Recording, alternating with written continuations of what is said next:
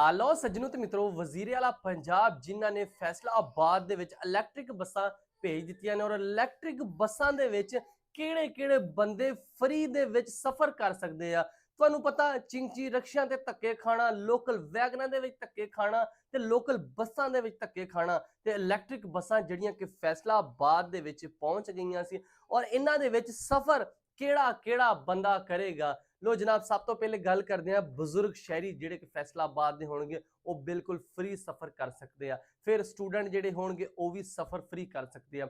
फिर जिहड़ियां कुछ बजुर्ग खवातीन होणगियां वो भी इन्हां बसां दे विच सफ़र फ्री कर सकते हैं ते इन्हां दा किराया भी ना होण दे बराबर है। जिस तरह कि कहा जाता है सिर्फ और सिर्फ 20 रुपए किराया होएगा जिहदे विच तुसीं जिथे भी जाना वा ਜਿਹੜੇ ਜਿਹੜੇ ਰੂਟ ਤੇ ਬੱਸਾਂ ਚੱਲਣੀਆਂ ਵਾ ਉਹਦੇ ਤੇ ਤੁਸੀਂ ਸਫ਼ਰ ਕਰ ਸਕਦੇ ਜੀ।